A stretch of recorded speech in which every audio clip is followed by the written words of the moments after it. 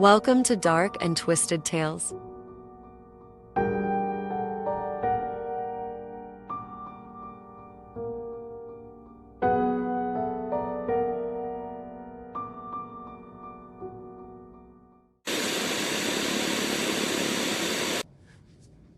Journal entry 1. Well, here goes. This is the first log in my electronic journal. This journal is for my own personal record and will not be turned in with my business reports. This information is solely for me to have something to remember this experience by. This is astronaut Jessie Long. The date is June 11th, 2079. My sleep capsule opened up about 12 hours ago, which means I should be about another 12 hours from the damaged satellite B9175. The satellite stopped communication with us 273.75 days ago, and I was sent out in a one-person aircraft to get it back up and running. I honestly thought I'd feel like absolute dog shit after waking up from a 7-month cryo sleep, but surprisingly I feel great. My vision was blurry for about 20 minutes or so, but that was the only side effect. Well, that being fucking starving. When they said this would be the farthest out anyone has ever been, I jumped right on the opportunity. Getting to go out farther into space than anyone in human history? I mean, how cool is that? I have nothing really tying me to Earth at this point. No kids, no mortgage. Hell, not even a boyfriend after I caught that asshole cheating. Good riddance. At any rate, the engine is 100% capacity, and all systems are green. No problems so far. I was worried I'd wake up to some malfunctions, but everything is working perfectly. I looked out the bay window and saw some really amazing views. It truly is hard to comprehend how vast the universe is. Makes me feel so damn small. Only a little while longer and I'll reach the satellite. My food and water supplies are full, and everything is looking great. I think I'll go grab myself a snack. The food is all canned and freeze-dried, but hey, a girl's gotta eat. End of log. Journal entry 2. All systems are still green and everything is looking good. I'm just orbiting the satellite now. I'm getting ready to attach and enter within the hour. I didn't realize how big this thing was. I mean, I knew it was large, but I didn't expect this. The report I was given was obviously wrong. And that's all right, though. If I am going to be staying on a satellite while I make repairs, it'll be nice to have the extra room. It was built with living quarters and a bathroom in case anyone ever had to come out here and make any repairs. Good thing they were thinking ahead. Just kind of a small side note, when the satellite was within eye distance, I could swear I saw a light flashing from one of the windows. I know it's impossible and it was probably just some kind of reflection, but it still kind of weirded me out. No one has ever been out this far, so there's no way anyone could be here. I just got a really strange feeling when I saw that light. The thought of being so many light years away from the closest human just has me on edge, I think. Anyway, I better start preparing to board. End of log. Journal entry 3. I have entered the satellite and brought my things into the living quarters. The bathroom is right across the hall, thank goodness, and surprisingly, the power is working. I expected a loss of power, but this is a pleasant surprise. The place is truly amazing. The satellite has to be at least 3 times bigger than what the report said, and the layout is completely different. There are all kinds of halls with twists and turns. Somebody fucked up that report. I feel like I could get lost in this place. They definitely built this thing for more than one person to live for months, which has me asking the question, why only send one person? I mean, with the amount of money I'm getting paid for this, I kind of get it, but still. Seems like they'd want more people out here to make the job quicker. I guess I should get unpacked and start to get settled in. I should also try and get a few hours of sleep. I have a long day tomorrow searching through hallways to find the main engine room. Since the goddamn report was wrong, it probably won't be correct on the map that they gave me. God only knows what I'll run into before I find the engine room. On a bright note, one of the loaders snuck some alcohol into my bags. While I'm incredibly grateful for the gesture, I know he has a big crush on me. I've had to tell him 50 times that I'm just not interested in that kind of relationship. He even told me that he thought he was falling in love.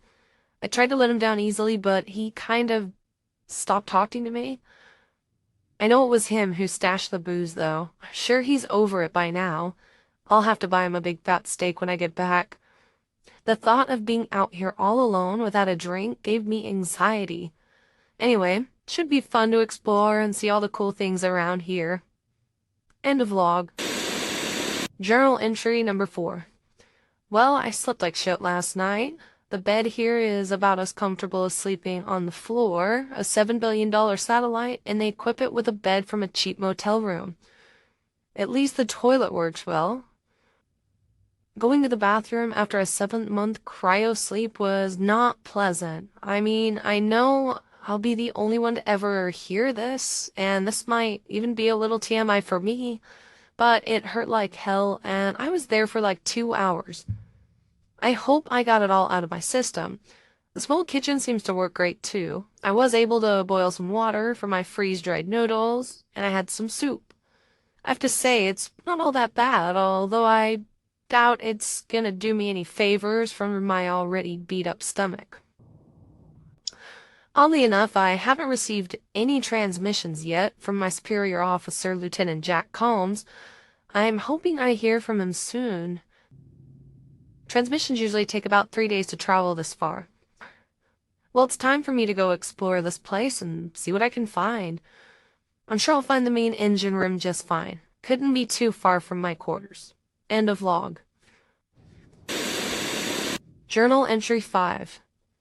Well, I found the main engine room pretty easily. This place is huge, though. There are so many strange rooms with equipment I've never seen before. They might be old, outdated devices. Some of the rooms were locked and wouldn't allow my clearance to open them. That's really strange because I was told my badge would open every single door out here. This is gonna sound insane, but I swear I could hear something on the other side of one of those locked doors. It sounded like something was shuffling around in there, like someone was rearranging furniture or something. I'm not gonna lie, I'm pretty freaked out. Should be no reason I'm hearing any sound anywhere unless they're coming from me. I have to say, I'm very curious. Before working for the space fleet, I was doing counterintelligence, which involved a lot of hacking and overriding of computer systems. I'm fairly confident I could override those locks. Do I want to? I mean, what if there is something on the other side of that door? I honestly think I might just be imagining things. They did say that would happen from time to time after being in cryo sleep. It just sounded so damn real. I better just focus on figuring out what's going on with the satellite. Get the hell out of here. End of log. Journal entry 6. After 9 hours of diagnostics, I can't seem to find anything wrong with the satellite or its engines. As a matter of fact, everything seems to be working in perfect order. I'm getting very concerned at this point, not having received any messages from my superior Jack. I'm a little bit confused about why I'm here. The satellite seems to be transmitting information just fine. Again, why the hell am I here? First, the reports are all wrong. Then I'm hearing strange noises, and now I find out that there's absolutely nothing wrong with this thing. I can't just detach and head back home until I get the all clear from my superiors. But they'd better have a good goddamn explanation. I'm happy about the experience and all, but I'm not one to be lied to. I'm still hearing things coming from that room. Since there's no work to be done, I think I might try to get that door open. I'm a little worried about what's in there at this point, but I need some answers. I didn't expect to be going through this bottle of whiskey so fast. But the unsettling atmosphere out here has me on edge. I should just try and get some rest. End of log. Journal entry 7. I spent what felt like hours trying to hack my way into that room with the sounds, but so far I have been unsuccessful.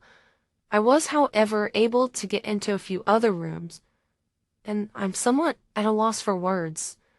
The room's walls were covered in all kinds of strange symbols. They looked like they were written in blood or something resembling blood. I spent a lot of my early life going to church and watching horror movies, enough to know that these kinds of symbols are not good. They seem to be some kind of satanic worshipping sigils or artwork. They're absolutely terrifying. I'm certain that one of them is depicting the devil himself, a large, human-like body with angel wings and the head of a ram. Jack's message should be coming in shortly, but I'm packing up now.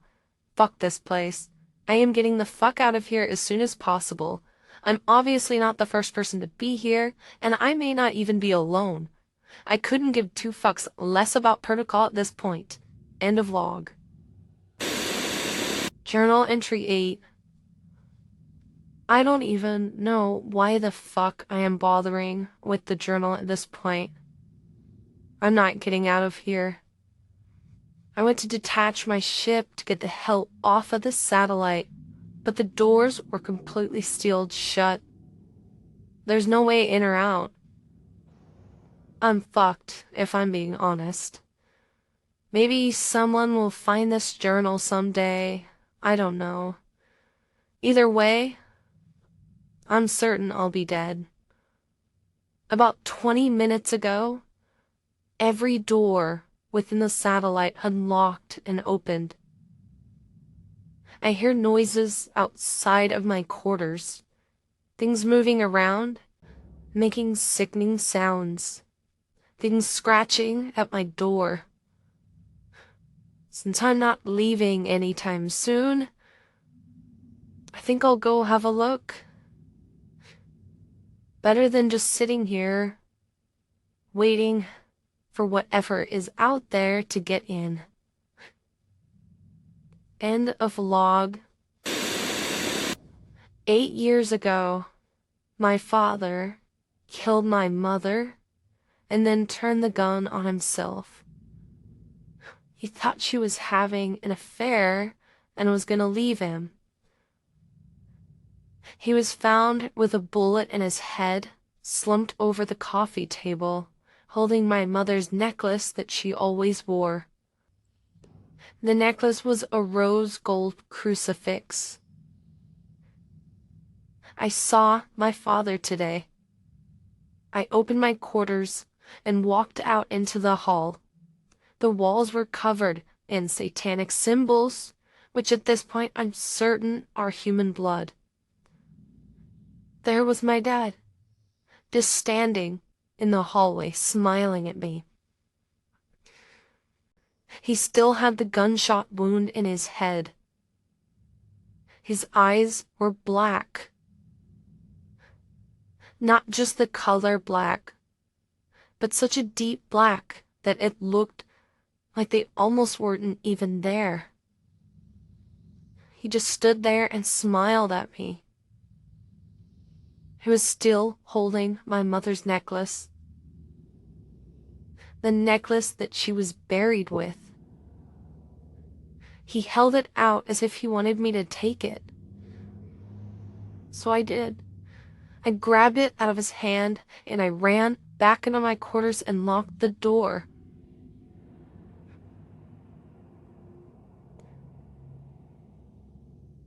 The necklace was as beautiful as I remember.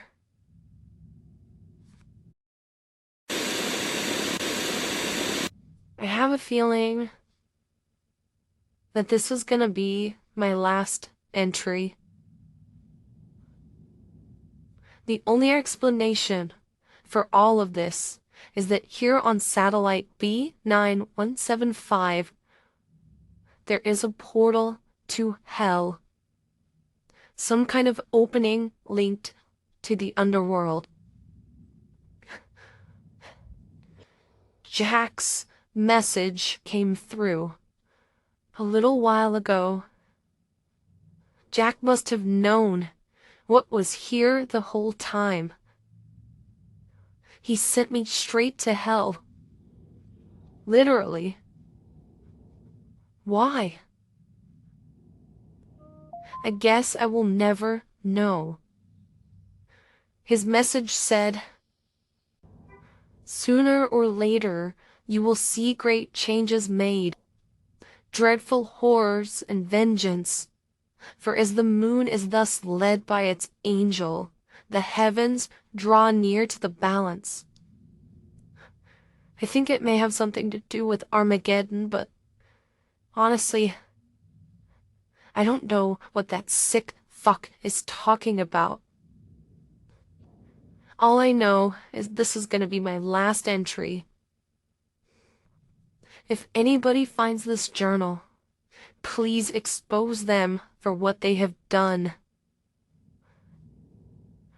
There's more loud scratching at the door. All I can do now is just wait and finish this bottle of whiskey.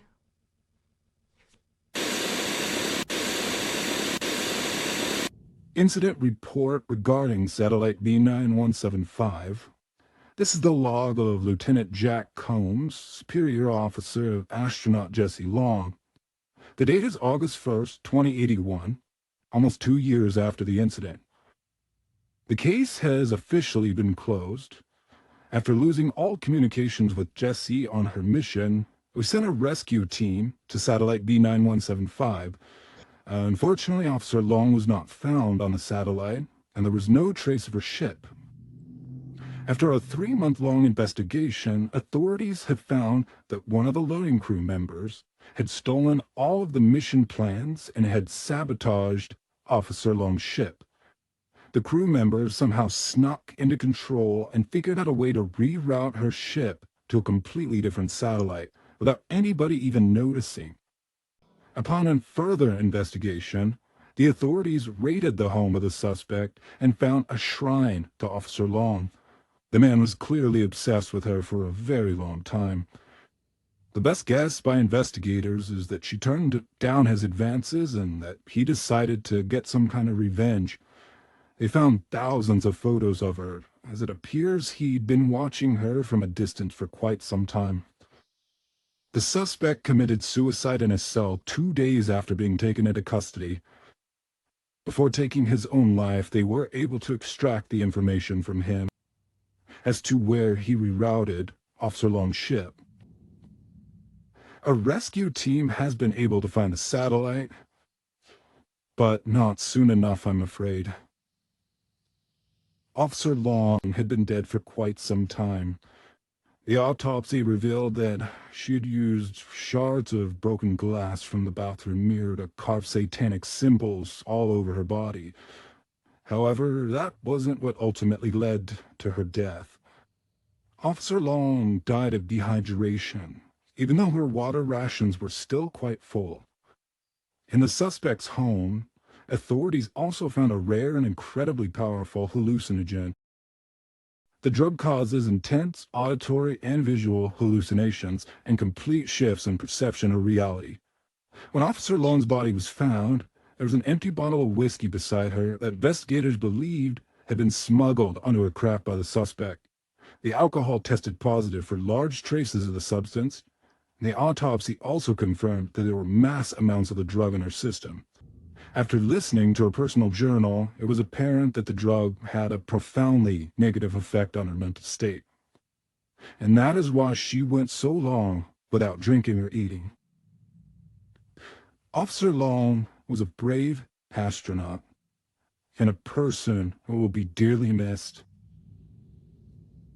One thing that has baffled me during the investigation is that Jessie was found holding a necklace that she wasn't wearing when she left, and it was never checked in as one of her items aboard the ship.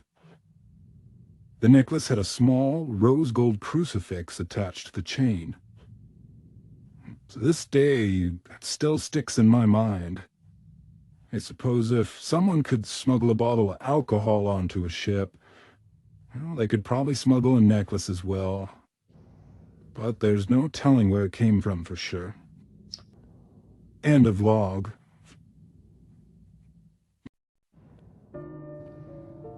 Thanks for listening to our podcast, Dark and Twisted Tales.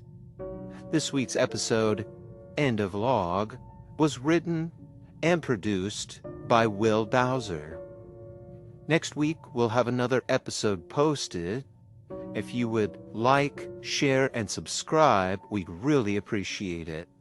Thank you, and good night.